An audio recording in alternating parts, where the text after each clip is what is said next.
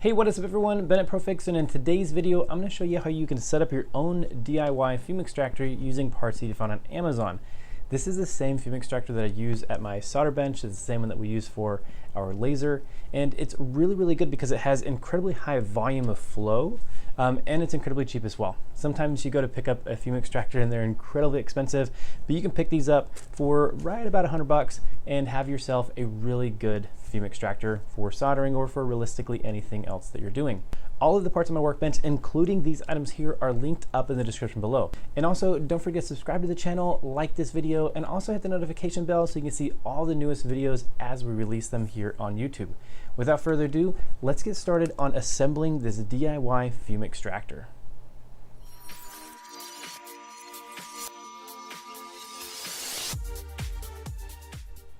Like I mentioned before, all of this right here will make you an incredibly awesome fume extractor that you can use for soldering. And it's really cost effective as well. So the first thing is you'll need a 4-inch flexible pipe that I linked up in the description below, so you can pick this up on Amazon. Also, you'll need the little VivoSun charcoal canister that's going to collect all of the fumes and also reduce any of the smell and all those other things as you're soldering. And the most important part of it is going to be this little guy here. So this is a 4-inch little VivoSun little blower fan. And it has a pretty good CFM to it. It says it goes up to 2,500 RPM, and as I'll show you in just a minute, it does a really good job as far as clearing any of the solder fumes and anything else that you'll be working on. One of the interesting things that you need to remember with this is it does have a directional airflow, but one other thing that you have to be careful with is the top does come off. I was messing with this and had it plugged in, and I was showing somebody how well it was blowing, and this back came off when I was moving it, and I almost cut my fingers in there. So definitely be very careful with it that way. But it just goes on, and then you give it a little turn, and that would keep it totally, secure. This next part is pretty normal. We'll just go ahead and kind of cut this open. And going to get it pulled out. It does come with these little clamps here, which you can use. They can be nice, but we're going to be using a little bit of duct tape as well. I failed to mention the duct tape earlier, but you'll definitely want to use this to kind of secure it all together. It does a little bit better job than these because it is sticky, whereas these are just kind of the friction fit and you tighten them on. This does open up, which is nice because it doesn't immediately just expand, so you can kind of extend it to the point that you want. And then also it's very flexible, so you can kind of fit it behind your microscope, put it where you need to, and have it still close enough that you're able to use it. But then also when you don't, you can kind of push it up out of the way a little bit and it'll be out of the way there. This next part is the actual canister itself. So go ahead and cut this open, and we'll remove it from the little bag. And this little guy is pretty cool. So it has all of the little activated charcoal on the inside, which makes it nice, and has this little sock on the outside, I guess, to kind of keep in the debris or whatever out of it, or to keep your charcoal in. I'm not exactly sure. So this one is all ready that way. Now that we have everything unpacked, we can go ahead and start assembling it. One of the things with these little clamps, you can't really use these on here because you won't be able to compress this metal ridge to kind of collapse it on top of here, which you wouldn't be able to do that. So you can't use one of those on this side here, but we will be using it on the other side in order to secure this little hose onto the end of the fan. It's very easy to assemble it. Just look at the arrows. We want to be sucking on this side, blowing on this side, and blowing it all into the canister here. So it's only natural to go ahead and stack them, just like that.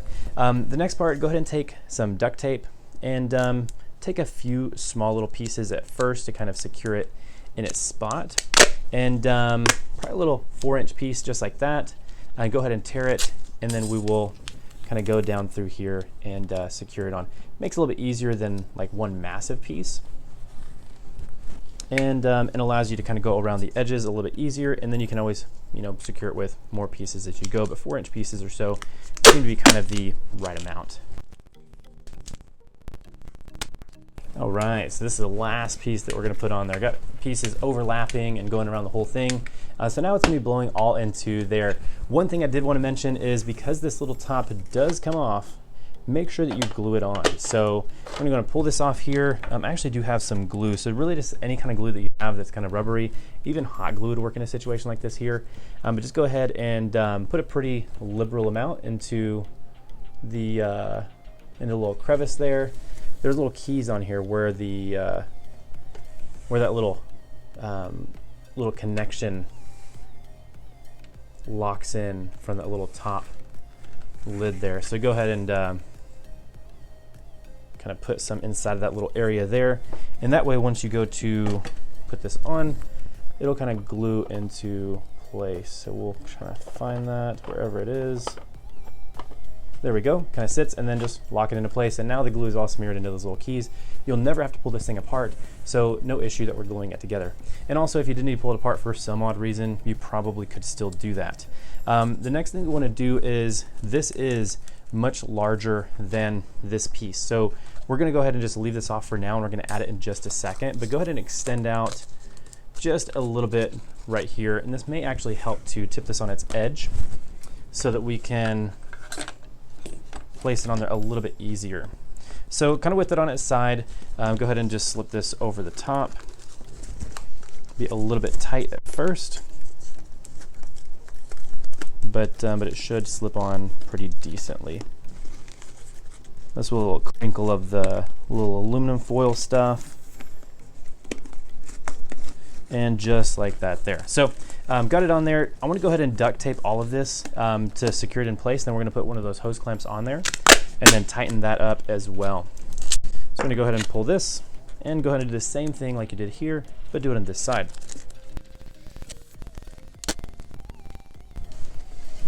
All right, cool. That is the last piece there. One thing I would recommend, just so it doesn't come unscrewed while it's in the drying process, go ahead and take a little piece of duct tape, rip it in two, and then go ahead and place it on this little edge here. That'll just keep it from unscrewing while you're twisting it around and kind of positioning it and things like that. Now the blower motor cannot come undone, and also, as you can see, everything is all set up. So you could lift this with the blower motor and it would not fall off because it's so well taped on. The last thing you want to do is, after a while, the duct tape won't necessarily fall off, but it could dry out and then maybe, you know, come loose, which I have seen, especially if you are kind of, you know, yanking on the little hose here. Go ahead and slip it on here, and then we're just going to go and put this little hose clamp around it to ensure that it stays very tight. This is going to clamp on top of the duct tape. Make sure it all stays good there.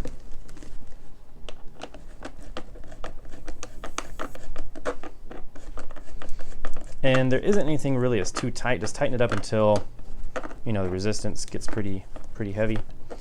But this will make sure that you are totally good. All right, cool. That seems pretty good. Don't want to tighten it up too much more. But yeah, so now we have the silver hose that is connected with duct tape to the blower fan with a hose clamp on it, and then we duct taped the blower fan to our charcoal activated little filter here.